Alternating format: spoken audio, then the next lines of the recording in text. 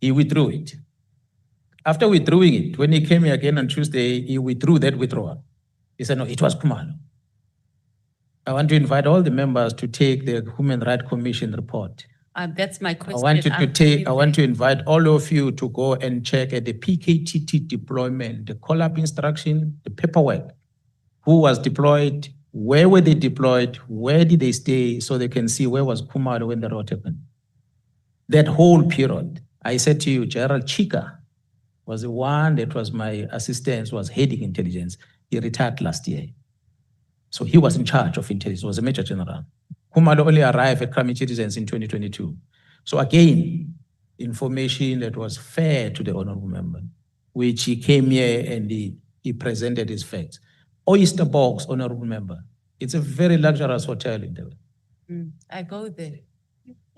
Very luxury hotel in Durban and very expensive. It's only lunch, guys. There's no way that the police officers can stay there. If you want to prove that, go to Oyster Box and ask them. I don't sleep there. Go to Oyster Box and ask them to give you a record. That's a simple thing.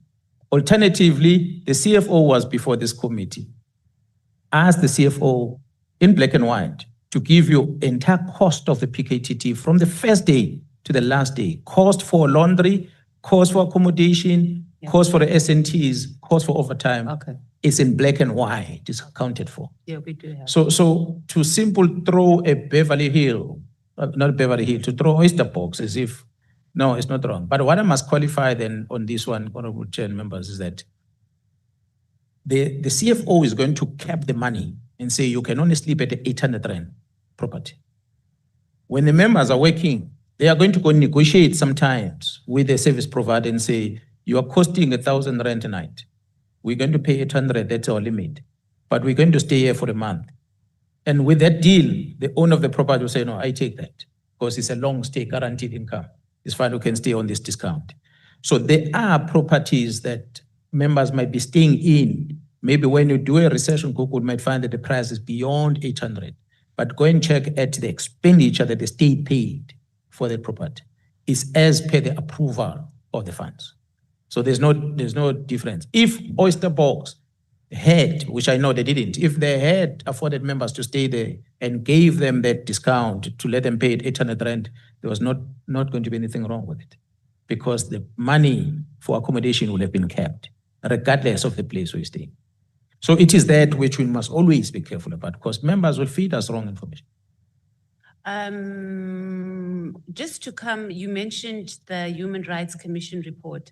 So when you were here, you indicated that Becky Cele, the then minister, asked you not to contest the report because they had some adverse findings about you, the Human Rights Commission report. Me? You regret not doing it, yeah. No. July unrest. No, the minister never asked me that. And we never discussed anything about contesting it. Not me, maybe the National Commission, not me. He has never spoken to me. They interviewed us and they produced the report. I was there, the human rights. Okay, then maybe I must go back to your testimony the last time. From what I remembered, you spoke quite at length on the report, that there was a meeting, the national team that was set up in KZN, that you had suggested that there must be a shutdown of social media. They didn't do it. So you were quite unhappy about the Human Rights Commission report and some of the findings they made into you. And then you explained that your wife had just given birth and, you know, you had to deal with some of those issues.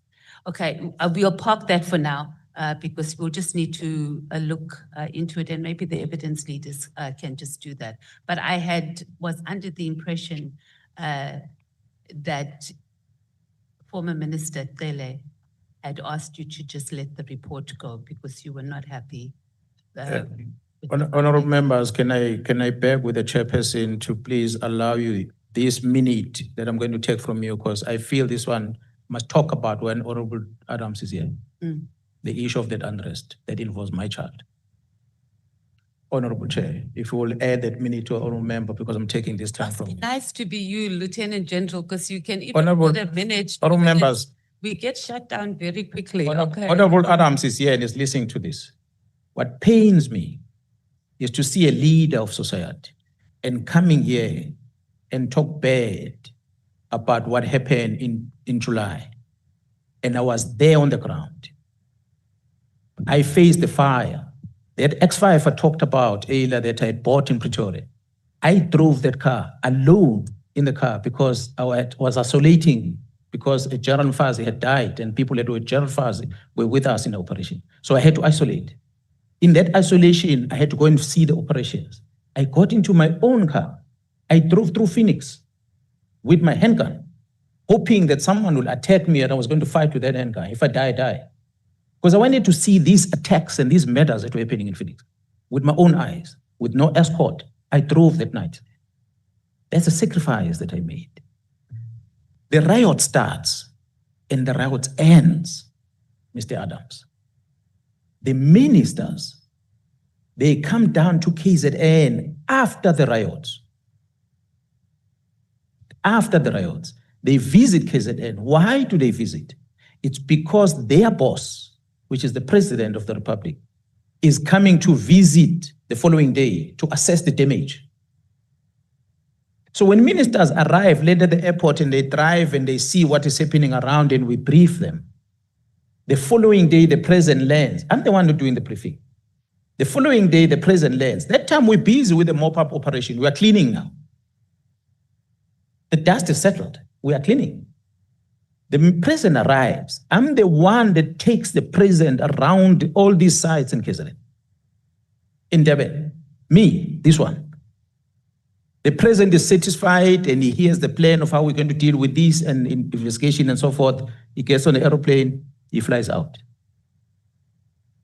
2 days later, we are busy with cleanup investigation. There's no riot at all. I then get into the car. I drive with that X5 to Pretoria. And arrive in Pretoria, the following day, my wife gives birth, cesarean section. And she stays in a hospital, Mr. Adams, and she gets out the following day with the stitches in the stomach.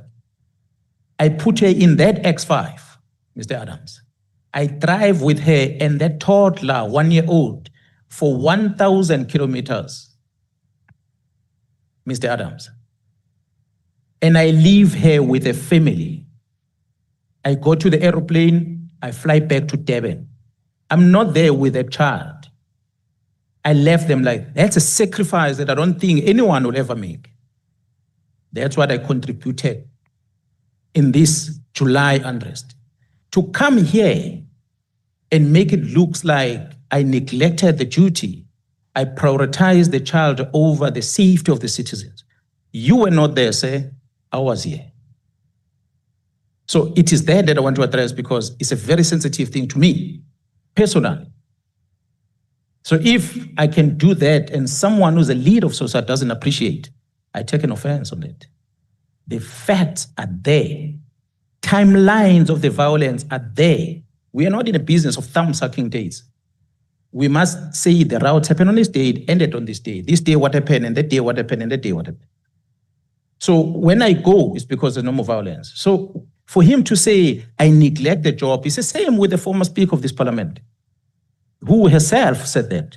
She was sitting, Mr. Adams, she's the one who was sitting at Oyster Box, claiming to be running operation, with operation, a mop-up operation, sitting at Oyster Box. That's the Minister of Defense who was sitting there.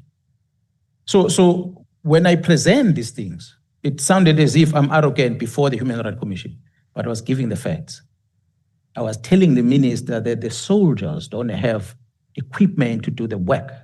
You're calling them to come to Cape Town. I don't know what they're using to work in Cape Town because they don't have tents to sleep on.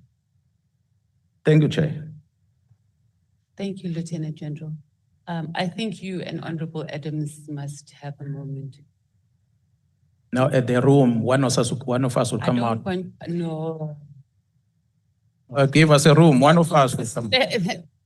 Lieutenant General, you can't say that. That's like a threat. Say again? Point of order. can't do that. General Mkhwanazi is threatening a member of parliament. Please. Yeah. can you- Yeah. No, I wanted to tell the honorable member that her time has ended. But the general did not tell who is going to come out. He said, one of us is going to come out. He did not tell which one. Honorable Chair, I begged for a minute for the old member because I took that time to air my unhappiness about Mr. Adams. Can you please? Yeah. No, she knows I'm forever benevolent. When we started, we agreed that today members will, upon the expiry of their time, they will not speak for more than 15 minutes. Okay, now I don't. So she can still engage with you until 20 past. I don't think it's going to go that far. I just wanted us to go to the issue of the kidnapping case. You said there was a private investigator. Do you have know the name of the private investigator that's linked to Sabia and Khan? I'll get you, honorable member. I don't have his details here, but I'm going to get the team to send it to me. Okay, thank you. And then I also just wasn't clear, and I might have missed it. You said that the investigation was messed up, and that's why the charges were withdrawn or the case was closed. So on which side? Was it the prosecutors or was it the investigators in SAPS that messed up the case? I didn't understand what you were saying. And I think you also mentioned that there were some processes that were being taken against those who messed up the case. Yeah, well, I said earlier, honorable member, that investigations are run by DPCI. So I was not privy to the docket, the details of it. But what I know is that the DPP in KZN wrote and they nullified to prosecute. From what I gather is that the nullification of prosecution is not because the crime was not committed, but the nullification of the investigation is the method that were used in the investigation. For one of the things that I hear that might have been an issue is that this Mlotshwa, who had ran allegedly with a suspect to Mozambique, how he was brought back in, yes, on paper, home affairs and everything, temporal passport to come in. However, the team was waiting for him at the border.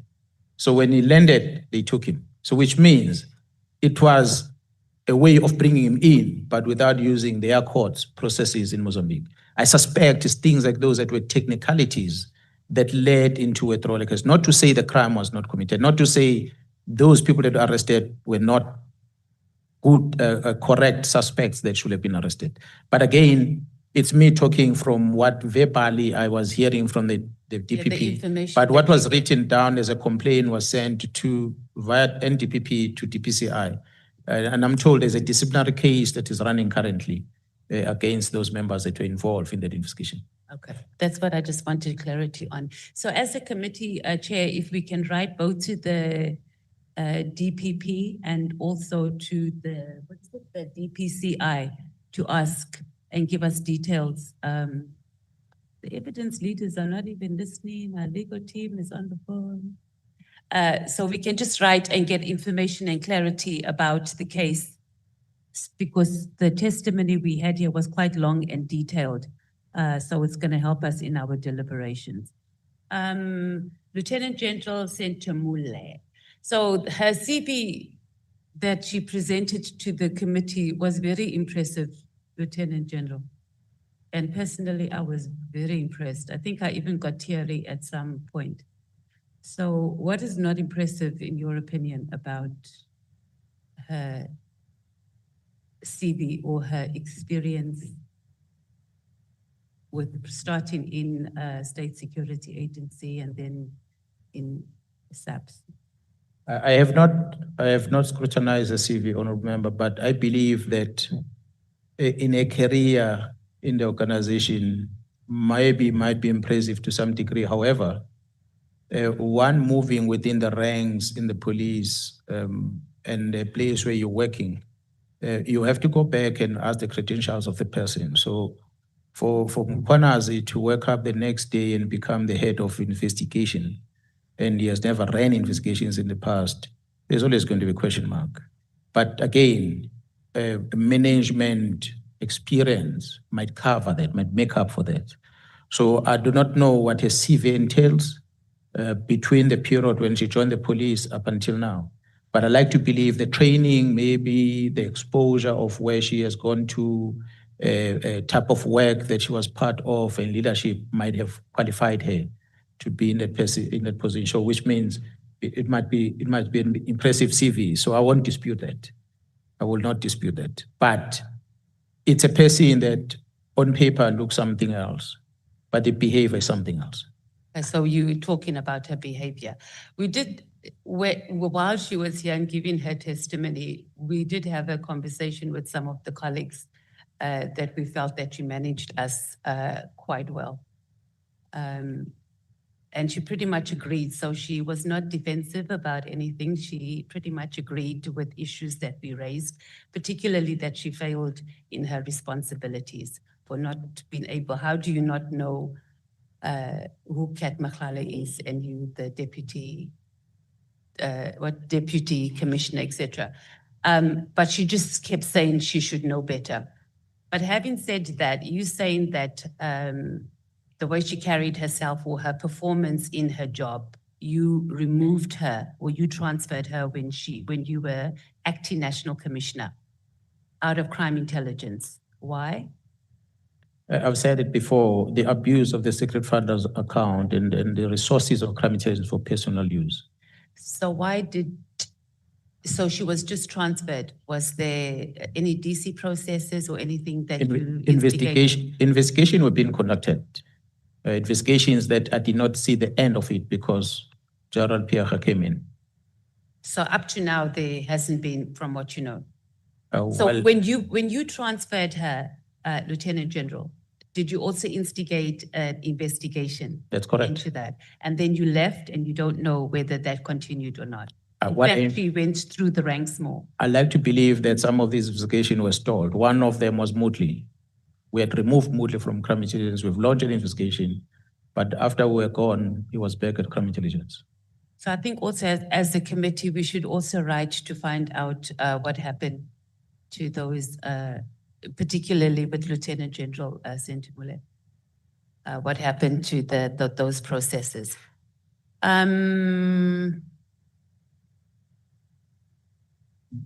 We're about to wrap up. Just about the criminal case that you said that you opened based on the affidavit that you received from the National Commissioner, and the main charge was defeating the ends of justice.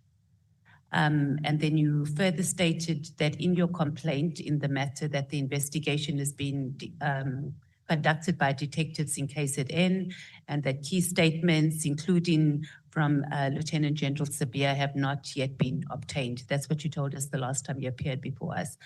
Do you still maintain that there's sufficient evidence to support your case, and what's the current status of that investigation? Well, I can't talk about the investigation. As I said, I don't remember that I'm a complainant. So I gave my statement and I provided whatever supporting information to the team.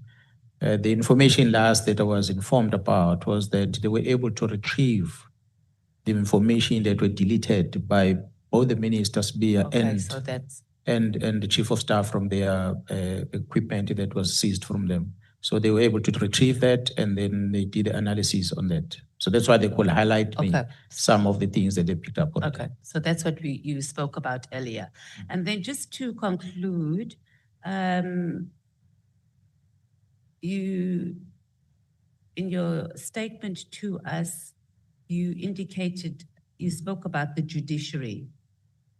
And so far in our proceedings, we haven't had any evidence that has been led by any of the witnesses that speaks to systemic. I mean, we know that, we say, yeah, the judiciary is corrupt, NPA is corrupt, whatever, but we haven't had any witnesses that has come here that speaks to the systemic corruption that is within the judiciary. Have we missed something? No, I don't remember. I think it's because it has not been interrogated as much. In a court process, you will have a complainant and the prosecutor and the accused on the other side with his lawyers, and there's going to be questioning that are done, systematic in that fashion. There are questions that I would have wanted to ask that might uncover things, but I'm not in a position to do that. And I don't have a representative in terms of prosecutor to be able to do that. That's why I couldn't probe some of those things. But for your information, honorable members, some of the things that are happening in our country, which I know of a person involved in drugs, a person who's working with us and giving us information, is that one individual is arrested for a crime, is released, is arrested, is convicted, and he makes an appeal and is released on bail pending the appeal, and is told by the prosecution that if you have X amount of money, you can pay for the magistrate to completely remove this case. Otherwise, if you don't have money, stay out of trouble. Otherwise, we will not call you back to court. The person is out pending an appeal. There are thousands of them that are released like that, and they never get invited again to come back to court. So this is a person who's close to Nhlanhla, who's released like that. So how would So you? it's a collusion that we get between the police officials, the prosecution, and some of the presiding officers. And this is across the board. But in this case of these drug investigations that were happening, there are only a few presiding officers that were picked up that participated in enabling this thing to happen. So how would you guide us in terms of us doing, or as we are about to conclude our investigations in that regard into the judiciary? Because we haven't touched heavily on that at all. I will say maybe we need to sit down with the Chief Justice or the judges themselves. And I'm glad we have judges like Malanga that is no longer part of that system, who's outside, who's busy with these things. You must sit down with them and be able to come up with Judge Zondo, who was probing some of these things. Sit down with them and be able to see how can we then be able to protect the citizen from the involvement of these presiding officers. Honorable members, when we have the powers given to a presiding officer, although the members will argue, the SC will argue, but when when the presiding officer is given powers to grant bail, and one presiding officer says, I'm not giving you bail because you were convicted in a foreign country after you misrepresented yourself. You're convicted for a crime of drugs. You misrepresented yourself by giving a false particulars. You left the country illegally for that matter. He was convicted. So which means you are a flight risk. You've proven that you have left South Africa to go to another country in the first instance. I'm not granting you bail. The cases you are facing are serious cases of murder and the likes. So I'm not granting a bail. But this person then goes into the higher court. And the higher court grants bail regardless of those conditions. Regardless of those conditions. And it still says, you're free. So a person is given bail of 100,000 rand. He gets arrested again. While he's arrested for triple murder this time around. The first one was murder. Now it's triple murder. He's taken to court. Another judge comes and say, yeah, well, yes, you're on bail, but we're happy with you outside. Let's make it look like it's a serious bail. Then they add 400,000 rand. This person is on 500,000 rand bail for murder of 5 people. How many must he kill before the judiciary realize that he deserves to be behind bars? There are people that are rotting in prison that have not killed anyone. They were arrested for an assault, a theft, but they are denied bail and they're in prison. But there are a person who was murdered, accused of murdering 5 people and more, and drugs on top of that, but is out on bail. So you begin to wonder. So when you wonder, then you start probing more. That's why I'm talking about recordings that end up being made, that end up saying, okay, well, this is done in this fashion, this is done in that fashion. But for me, my position as a giving an advice is going to be difficult because I'm not in that space in interpreting the rights, the do's and the don'ts of the presiding officers. The judges that are now seized with these problems, perhaps are the ones that are in a better platform to come and talk to you. So they can be able to say, I was told that one of the presiding officers was someone to come to the Nhlanhla Commission. I hope he comes there. So perhaps we're going to begin to see things. Okay, thank you, Lieutenant General. I think something the committee that we could also do is maybe write to the Justice Minister and get information about bail that has been granted over the last 5 years on Schedule 5 crimes, so we can sort of investigate a pattern and who were the judges or the magistrates involved in that, and maybe a pattern will emerge, but it's something we should have done much sooner, but it could help us during deliberations. And just lastly, Lieutenant General, in the words of my honorable souls and what you have concurred, that you also have holes. You haven't told us what your holes are. Are you going to share it with the country? Well, I'm not a perfect person. I don't know what Honorable Souls when he talks about holes.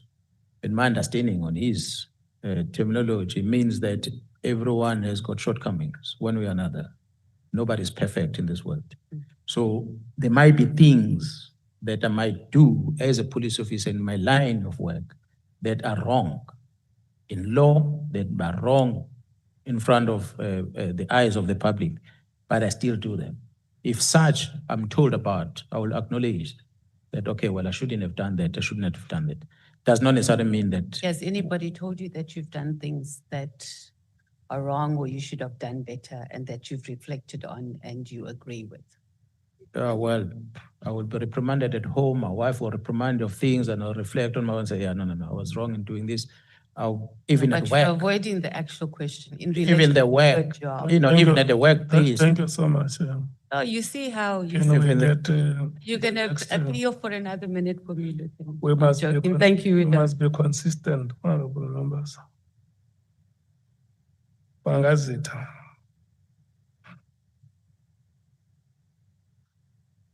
And it's until 8 o'clock. Well, thank you, Honorable Chairperson. Good evening, Lieutenant General Gwal.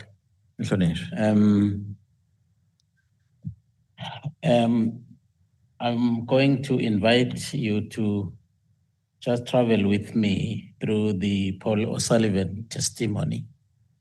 On paragraph 56 of his testimony, he's actually alleging that at the root of all the, what he calls evil in SAPS, which actually has brought all of us here, has to do with the activities of crime intelligence. And he actually says that the main issue in crime intelligence has to do with the control of the slush fund. Would you agree with that assessment? Partially. I will agree partially, Honorable Member, because at crime intelligence is not only about the money. He is a beneficiary of the misuse of the vetting office of crime intelligence because they provided him with files. So crime intelligence, we have those two areas, and there's organized crime that's running in the country where the investigators are heavily involved in a way because they're carrying dockets. And what we see now with all these investigations happening in Gauteng, it is a result of an investigation that is happening. Thank you, General. In paragraph 92, is actually saying that your statement was the product of a joint effort between you and the National Commissioner, where you met somewhere in Pretoria a day or two before the 6th of July to actually put the final touches on your statement. did the National Commissioner have anything to do with your statement, which you actually presented to the nation on the 6th? Mr. Paul O'Sullivan will take the presentation that we made and be able to trace where it comes from. Mr. Paul O'Sullivan will have relationship with crime intelligence members that are going to tell him about the activities in the police. To the extent that he come and say, I was with the National Commissioner. He was not there. And surely the members that knows that we were together, how will they know? They're going to check our phones and say, okay, no, this man is with this one at this place. This document is produced at this date in this place. The person that I was with was General Khumalo and the members that are working with the investigation. That's a person that I was with. I had met with the National Commissioner a day before when he gave me his statement. So their mistake was that National Commissioner had met with Mkhwanazi, and the following day there was a report that was produced, which then was presented to the Republic. It's another sign of the access that Mr. Paul O'Sullivan has in the police for him to come and tell you where was a police general at any given time.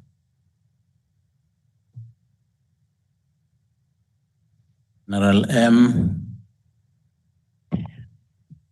on paragraph 19 of the Honorable Adams' testimony, he is actually saying that the crime intelligence actually bought some property around, excuse me, Musgrave in KwaZulu-Natal. And he is actually vehemently arguing that crime intelligence had no business to actually acquire that kind of property, because in terms of the law, they're not allowed to buy property. Are you aware, do you know of any property belonging to crime intelligence somewhere around Musgrave in Durban? I do not know, Honourable Member. The property that I was briefed about, which crime intelligence were vacating from, was in Pinetown, an old dilapidated building. That's the only property that I was told. Again, not bought, but it was leased for them. They didn't buy it. But the properties that were bought by crime intelligence, I don't want to lie. As I said, I'm not at crime intelligence. For Mr. Paul O'Sullivan to even know about things like that, it just shows again the access that he has. Well, thank you, General. On paragraph 23 of Honorable Adams' statement, he talks about the arrest of Lieutenant General Khumalo and other high-ranking police officers. I'm not too sure who actually the complainant is and what their charges are. Would you share that with us? That is one controversial matter, Honourable Member, because Mr. Adams alleges that he received something underneath the door in his office. And he went to the police station to open a case. He says, Mr. Adams, he did not give the details of the case. In other words, there were no elements of crime on the case dockets when he reported it. So it should not have been registered in the first place. He claims that General Lincoln, the late, warned him that this matter is not going to be attended to in Cape Town. And then he flies to Pretoria. He flies to Joburg. And he lands in Joburg, goes to Orlando, and he opens other cases in Orlando. Same complaint. He thereafter writes to the Minister of Police and complain about both provinces interfering with his complaint. The Minister of Police then makes a reference of this complaint of Adams to IDEC through the Chief of Staff. IDEC received these complaints and they sit and do nothing about it. Until the day when General Khumalo and the team start searching Ket Matlala and arresting Molefe on the 6th of December. Then IDEC springs into action. and they come in looking for these dockets. They go to Gauteng, don't get them, they go to head office, Sintumule gives it to them.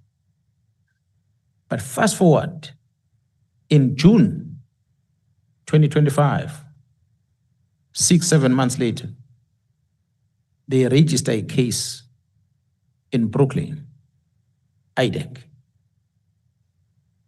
which a case that has got a complainant who's Mr. Adams, on the statement written in and then they arrested him. So then I wonder, the question is, what did IDEC do with these dockets that they picked up from Jarrison Tumuli? They took them without the referral, but they took these dockets. What did they do with them? And now there's another arrest on the side. So I like to believe that an arrest in court from the papers I've seen is as a result of the case open in Brooklyn and as a result of a complaint that came from Mr. Adams. But I'll invite these members to pay very close attention on that case. The outcome thereof, the beginning is the bail condition, and the judge has already made some pronouncement. The outcome thereof, of that docket, we can reconvene again and say everything was above board in that case. I'll bet my money those members are going to be acquitted. Thank you, General. In paragraph 26, if I'm not mistaken, is actually that is Honorable Mr. Adams is accusing you of having lied under oath before this ad hoc committee. And if you like, I can actually read you the paragraph so that you understand the context where he is actually coming from. If you do not have the statement, his statement there. It's paragraph 25. And he says, General Mkhwanazi is an eloquent man. He is more charismatic than most. And the last time, or last line of defense for those who see the subs as their own ATM. He's now actually saying that you are the last line of defense for those who actually see the subs as their ATM. And he goes further to say, for those familiar with the facts of the matter, the show of force was a farce. As the most popular man in the country, he told lies that consumed the nation. And he goes on to say, both the press conference and his testimony at the ad hoc committee would have been dismissed in any civilized country by any civilized court. Yeah. That is on record here. Yes. I said when I came here before that we must invite this Mr. Paul O'Sullivan to come here. Mr. Paul O'Sullivan has got too much power in this country. But I don't know who gave him these powers. That's why he can stand before this committee and walk out. Because of the powers that he has. Sorry, General, this is Honorable Adams saying this. Oh, is it? Oh, yes. Yes, I'm reading from his. It's from Mr. Adams. Yeah, well, somebody says must give us a room. Honorable Chair and members, I was watching Mr. Adams when he was testifying here. When he's asked to state something, whether is it fact or not, he doesn't want to. He wants to explain. That's why I'm even drawing your attention that the man sits here and he says, I was wrong about Khumalo on July unrest. And I come back, no, I was not wrong, I was right. So how can you be? This is a sign, Honorable Chair and members, that school is very important. You have to learn to read. If you don't read, you miss things. That's very critical. So everything written in that statement is his own mind. That's what he thinks about. It's not the things that you know as facts. He says that him and his wife were discussing and said the only reason for this press conference is this. He made a conclusion already. I'm glad he's not sitting amongst you here to ask questions to the witnesses that are coming here, because he already prejudged that which happened on the 6th of July as a member of parliament. School again. Thank you, Nkwali, General. The PKTT, Honorable Adams actually told us here that the PKTT actually lives a luxurious life, and they are accommodated in 6-star hotel. I've never seen a 6-star hotel, but that was actually said here and is on record. Why I'm interested in that is that this is on record. If we leave it unchallenged, then it's going to go on as it is. So is the PKTT living in luxurious hotels, 6-star hotels? Are they living a lavish life as it was actually alleged before us here? Honorable Chair and members, Mr. Adams, what he presented there before this committee was false. The record speaks for themselves. The CFO of the South African Police Service came here and presented before this committee that the PKTT were the least expensive task team in existence. They never slept in any 6-star hotel, neither at Oyster Box. So it's a lie. The only way to justify that, it must come with proof, to say here is a proof where they slept. He does not have that because it does not exist. Well, thanks, General.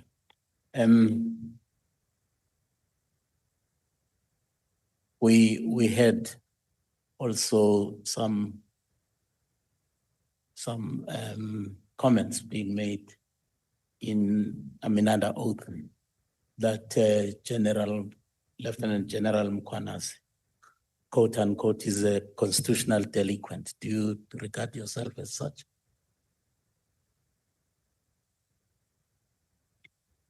There's been many allegations, honorable members, about General Mkhwanazi, that to date, I've never been someone to appear anyway to come and give my account of things against the allegations made. So every other allegation that is presented before this committee, it remains allegations that I can say here that I don't know about it and I'm not involved in any of those allegations. Thank you, Lieutenant General. When last did you hear from Miss Mary DeHaas? I had never heard from Mary DeHaas for a long time. I'm not sure if she's still around, but I've never heard of her. The PKTT, is it still operational? If so, what is the reporting line now? Do they still report ultimately to the IMC, as it was the case before? If so, is the IMC still meeting? Because we heard, through some other, testimonies that IMC last met, I think in 2023, if I'm not mistaken. I'm glad if it's true what the honorable member said earlier, that the boss of the minister dispute the fact that the minister say that the IMC ceased to exist in the 6th administration, which means maybe the boss might need to reprimand his subordinate for that, because it is the subordinate that said it, who's the minister. The IMC has not met since the days that we presented to date. It has not met. The PKT is operating.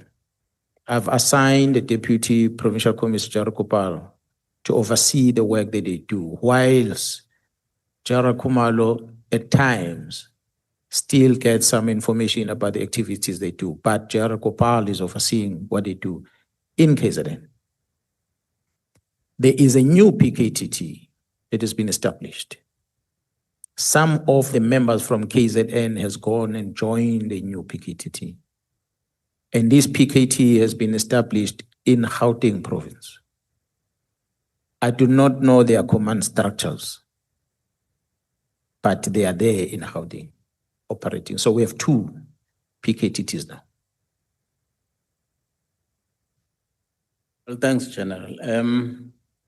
Well, because this is probably the last time you will be appearing before this committee, I would like to also make my own observation about the PKTT. Because as you know, I come from Nongo. Nongoma at some point was the capital of political matters for the longest of time. And in fact, the first councillor to be killed in South Africa was at Nongo. And for that matter, he was the mayor, Mr. P.J. Scott. And there had been dozens of killings in Nongo. But the advent of the PKTT, I would say, actually drastically minimized that. Over the last 2.5 years, we have not had any politically motivated killing in Nongo. So I would like to ascribe that to the presence and the working of the PKTT. So that therefore anyone who has any kind of doubts about the effectiveness of the operations of the PKTT, I would invite him to come with me to Nongo so that I am able to pinpoint the cases where the PKTT had been able to actually make some breakthroughs. And secondly, you know, as I do, General, that we've been actually sitting with what you would call faction fights in Nongo. There was a time when the two of us went to Kwamos, where more than 10 people had actually been killed in a period of 2 to 3 weeks. And since that day, when we addressed the community together, there's never been a killing or any other activity that actually, you know, women were actually, you know, sleeping in the field. You know, the children were no longer going to school, but we put a stop to that. And the third problem that which have become perennial in our area is taxi wars, as you know. Nongoma also is very notorious for taxi wars. And over the last 2.5 years of the activities of the PKTT in the area, we have not had any taxi war related killings. So again, I just want to say on behalf of the people of Nongoma, thank you so much to the PKTT. We are going to be approaching elections. And as I speak to you right now, today, there are 2 by-elections that are taking place in Nongo. Different political parties, they are rubbing shoulders without any incident. So that is also the result of the presence of the PKTT. So I'd like to thank you for that. Thank you, Honorable Chairperson. Thank you, sir. Yeah, we are taking a break. We are coming back at 20 minutes past 8.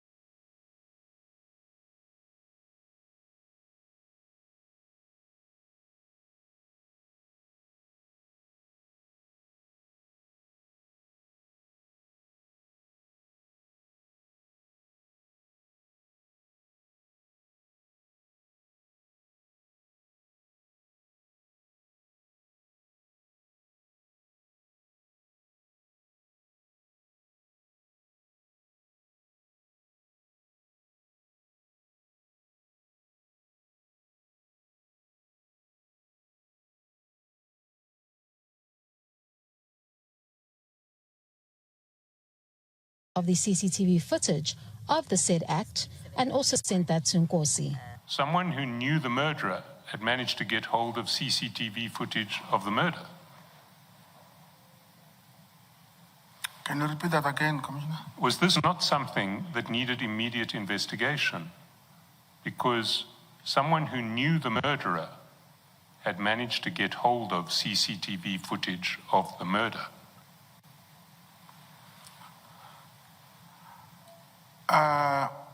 I did not see it like that at that time because of automatically it was all over the news, and it was also said that the perpetrators or suspects were already arrested. So I assume that maybe automatically there were people.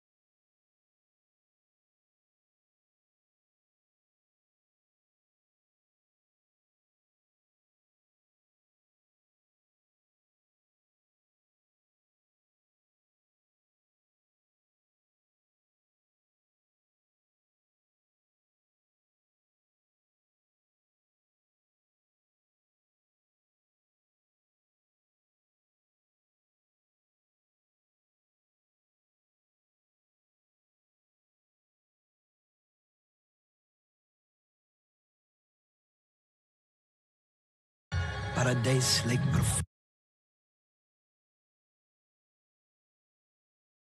failed hit on Nhlanhla's socialite former girlfriend, Tebogo Tobejane.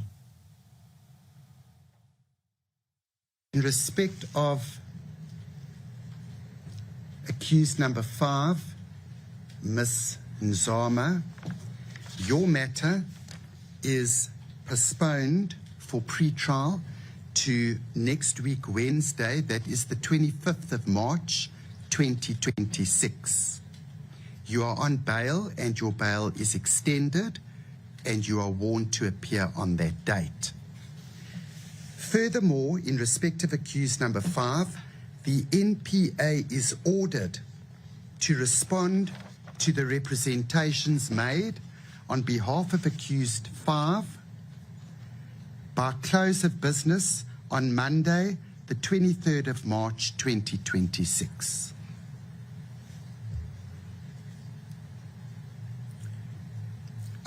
Accused number 5, then, you are, Ms. Nzama, you are excused, as is your counsel, and we will adjourn then for a half an hour and proceed with the pre-trials in respect of the remainder of the accused. The court adjourns. The trial within a trial of 6 men who are accused of killing 18 people at Ngobozana village in Lusikisiki is continuing at the High Court in Mthatha. The High Court currently sitting in Lusikisiki. Warrant Officer Nsegelelo Sambudla is still under cross-examination by Siposo Olobieket's defense lawyer. Sambudla, who received information through an informant regarding the Ngobozana mass shooting, took the witness stand earlier this week. The defense in the Ngobozana mass killing trial says the accused Mkhwanazi was tortured into confessing. Lawyer Fuzile Ngumeshe has told the court that police stepped on his client's feet and suffocated him with a plastic bag. He says this happened during questioning. And he also says Mkhwanazi admitted knowledge of the killings only to stop the alleged abuse. But the officers testified that Mkhwanazi voluntarily mentioned a gun at his home. The defense disputes this, arguing police forced him to take them there. Let's go back to Parliament now. I think we're about to get underway with Nhlanhla Mkhwanazi's continuing interaction with members of the Ad Hoc Committee. Let's see if they've all taken their seats, because we're about 10 minutes late. They were supposed to come back at 8:20. It is 8:30 now, so things should be getting underway. Let's bring up that picture and catch up with where we are. Soviet Nhlanhla, the chairperson, in his chair. So looks like we're good to go. Let's listen. Honorable Lady, We recognize your presence here and welcome. And we give the microphone to Honorable Sols. Your 30 minutes will expire at 9 o'clock.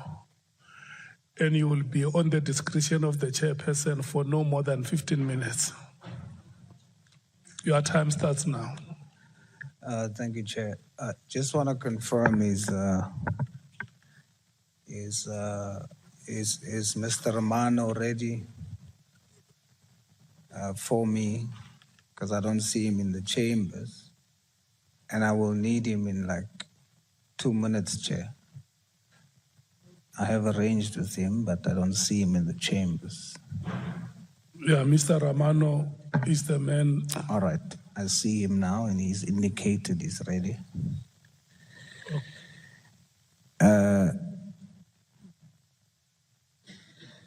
General, good evening to you. Good evening, sir. Earlier with Honorable Matisse, you shared that your understanding of my use of the word holes means shortcomings. I want to confirm that. That is indeed what I mean when I say holes. I mean shortcomings. And you admitted to having shortcomings. So it's undisputed. You are indeed a national hero with holes. And then you said something which obviously spoke volumes. You said, you're not much of a Christian, but many Christians are afraid to die. I want to confirm with you, I'm one of those believers who is not afraid to die. There's a scripture that says, for me to live is Christ, and for me to die is gain. I fear no man, only the one who can send my soul to hell. Then you also mentioned something about a person sharing something about, it looks like I am against you. And the perception that is out there. Now, General, I want to confirm with you, I've always had the position that it's important for me to uphold the integrity of this committee. So I have to be always independent and always focus on the evidence. I've opened myself up to anybody because what I wanted to do was I wanted to have all views so that at the end of the day, my decision can be independent, my comments can be independent, and everyone that has ever spoken to me, I've always been open about my position that share with me whatever you want to share, no matter which side you support. Pause for accommodation. But give me evidence and I will test it. So one thing that you can be sure of then is that whatever I'm saying to you today is not influenced. It is my independent position. One other thing I did, General, I went to KZN. I wanted to also get a feel of, apart from the evidence and things, and I must say, in front of the nation, KZN is big. I used the Ubers, and I had at least 3 Uber drivers. Kwanda, Zakile, and Mswawenkosi. And all three of them spoke well of you. Now, if Uber drivers, and it was young people, can speak well of you as a provincial commissioner, that speaks volumes. Now, as you've admitted, you do have holes too, and I've seen some of it, but those holes does not take away from the fact that you are doing a great job. And I've seen it. And I want you to watch something. Now, the honorable members, I'm sure by now, is very tired of my voice. They are going to have to deal with it. It's my time. But I would like you, General, to indulge me. And this was a speech I did in Parliament, April 2025. And you are mentioned in this. And I want you to hear it.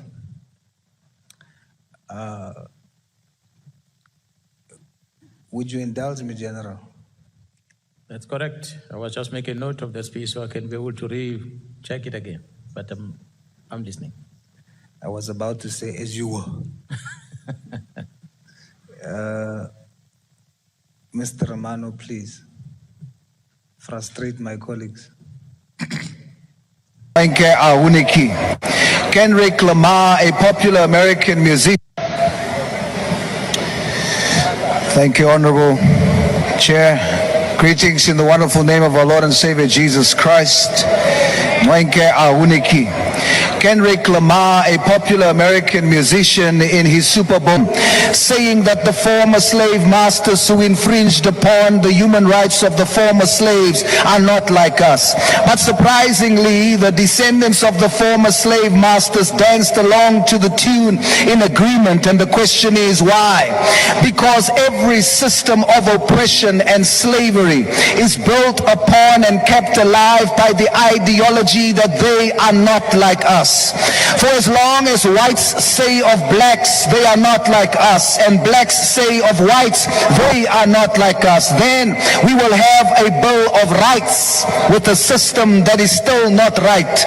We say they are like us. When the People's Assembly, made up of black, white, colored, and Indian, gathered in Kliptown to sign the Freedom Charter, it was because whites and blacks said of each other, they are like us. Anton Franz fought off apartheid police, and when they threatened to kill him, which they did, he screamed "Kohaume," because when he, as a 20-year-old colored African, looked at his black brothers and sisters, he said, they are like us. When our Khoisan forefathers welcomed Portuguese, Dutch, and British settlers for a temporary stay, and they forcefully made it permanent, it was because they believed that they are like us.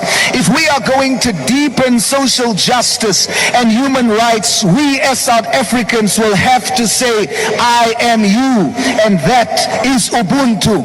When we see Rassi leading the Bokke to represent our national unity globally, we must say that is us. When we see KZN Provincial Commissioner Lieutenant General Mkhwanazi win his fight against crime, we must all say that is us. When we see Minister Mackenzie stand for the inclusion of all races in DSEC, we must say that is us.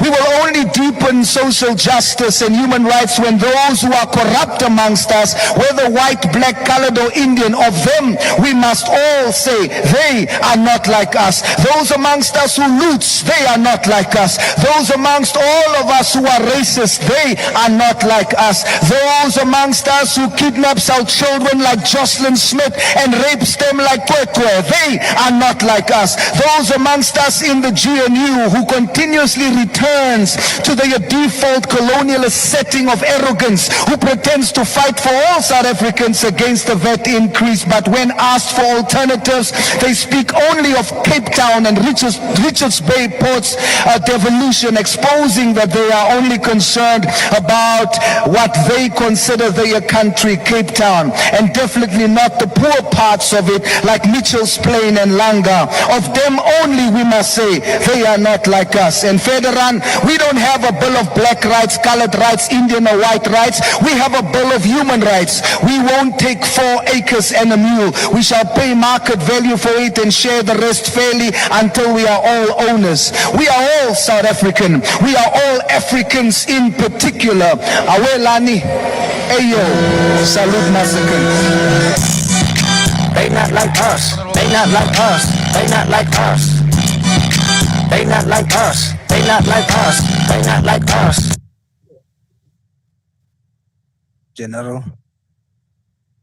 General, today, that was April 2025.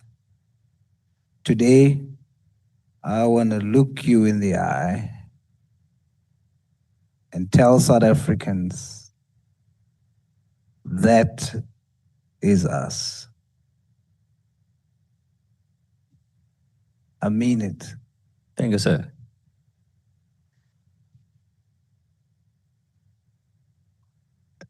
General, Lady Justice has a blindfold. And so sometimes the law will not see truth, but the Lord will. And I want to encourage you. Always walk in repentance of your holes.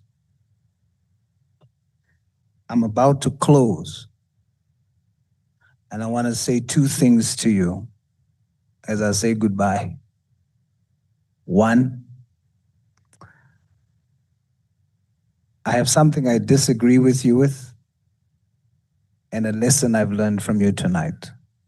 1, my disagreement. I disagree with the statement you've made to Honorable Adams when you said sometimes education is important. You need to go to school so that you can read. Indeed, education is important, but we must respect our Constitution. That member, there are people out there who voted for him and gave him 2 seats in this parliament. Without school, we have our former president, Jacob Zuma, who's self-taught, taught himself 5 languages, taught himself to read. He calls Robben Island his university. The man was the first citizen of this country, and in 3 or so months made history, built the 3rd largest party in this country, no school, and the largest party in the province that you lead as the provincial commissioner. We don't know each other's history. I disagree with many things Honorable Adams has said. And I took the things that I thought had basis and I shared it here. And there's many things that was said about you that I disagreed with. But I measured it. And the ones that I didn't believe, I discarded. But it doesn't mean that I should sit here as an MP myself, knowing the community he comes from, knowing that there's colored boys that are looking at him and at least sees that if he made it to Parliament, they can too. And so that statement, I vehemently disagree with it.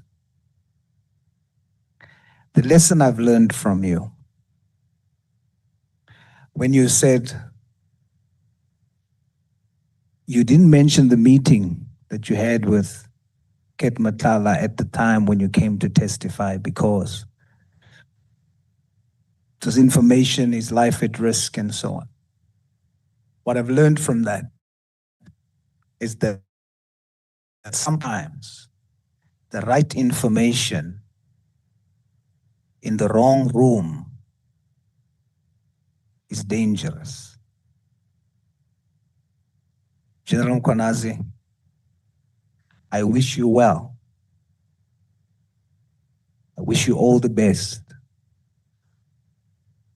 in your tenure, your new tenure in KZN. May you do more to make that province safer. May you remain a national icon and a national hero. With oath.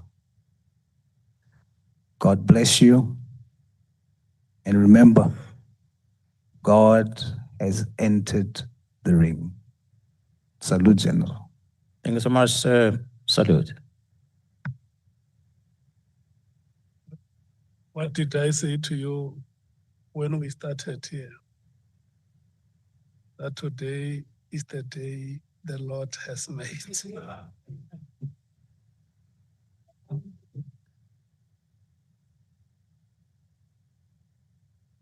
Honorable Vessels, your time starts now. Thanks very much, Honorable Sons. Thank you very much, Chairperson. This is now the second time that Honorable Souls gets me caught off guard, because he's usually very stringent on using all of his time. But thank you very much, and good evening, General. Good evening, sir. General, I think we've, in this whole process, heard a lot of allegations. Allegations made by you, starting on the 6th of July, and also in your first appearance here and in front of the Nhlanhla Commission, and also from other witnesses, some making allegations against you, some making other wild allegations, some trying to advance their innocence as well. In terms of the allegations made by you or by others. And it's very difficult for Parliament to actually get to the bottom of what is true and what is not, because we're not investigators, and it makes it quite difficult. And to a certain extent, one wants to say that there's not an abundance of truth that was here in front of us. And that makes it very, very difficult. I want to just go back to the explanatory witness statement that you submitted, General, with the evidence regarding the allegation of the money paid to former Minister Becky Cele. And I know you did speak to this morning at great length, but I do just want to revisit it because I think it's quite important. Would you agree that from this evidence, from the WhatsApp messages, the two affidavits, that it's quite probable, almost want to say clear, that Nhlanhla's intention was to pay the 7,000 rand into former Minister Cele's account? Do you agree? Yeah, well, that's a feeling we have, considering the communication he had with the gentleman, and subsequent to that, he then started asking, "Who are you?" And after noticing who the person is, he then deletes the communication. So that's what makes us believe when you look at the similarities of the numbers. Exactly. And the title that he uses to address the person. Exactly. But what do you think would have been the reason for him to have wanted to pay the former minister? Because if I look at the dates, those messages of a payment took place in December 2024. Those messages were sent to the person, the wrongfully identified person, the wrong number, on the 27th of December 2024. So that's after Becky Cele was not minister anymore. But what could he have wanted to pay him for, in your opinion? We really don't understand, because when you look at the figures, the amount, and it's not that much. So, and when we also been told by this gentleman, there were a lot of documents that went to him. So we really don't understand the reason behind the messages and subsequent to that, the money. So I really wouldn't understand. Perhaps it's something that was discussed over the call that perhaps might have made Nhlanhla to then send the documents on WhatsApp only to discover later maybe he saved it wrong. We're not sure. But if one looks at paragraph 4 of the affidavit of the person that the message was sent to and the 7,000 rand was paid into, he says that from the messages that he received from Captain Nhlanhla, Captain Nhlanhla already paid 50,000 rand to someone, but that he was not getting assistance. If you read in paragraph 4 on, I don't think there's page numbers. Second line on page 2. That's correct, yeah. Yeah, the second page of the statement. And then later he said he'll pay an additional amount for extra service is the words this person used. And that's most probably from the messages that was sent to him. But this is a few days, about 20 days, if I remember correctly, after the raid at Captain Nhlanhla's house. And it was a few days before the directive of Minister Mkhwanazi. Am I correct? So am I correct to say that it's probable that this holds that there's some connection here, or don't you think there's any connection Between Minister Mkhwanazi's directive, the raid at Captain Nhlanhla's house, the extra service? The question that we don't have an answer to is what would the former minister have influence on to assist Mr. Nhlanhla with? Yeah, no, what our understanding as a team is that there's a possibility that the relationship between Captain Nhlanhla and probably Minister Cele, the former Minister Cele, has something to do with this contract that seems like Nhlanhla wants assistance. The directive of Minister Mkhwanazi come 2 or 3 days after that conversation. And we know that after Minister Mkhwanazi has sent that directive, or before he sent the directive, he had given an instruction for this contract to be cancelled before the directive.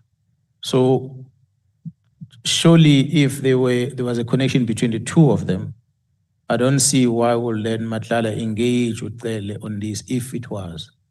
But instead, Nhlanhla will be in good terms in engaging with Cele to make sure that nothing that what Minister Mkhwanazi said must happen.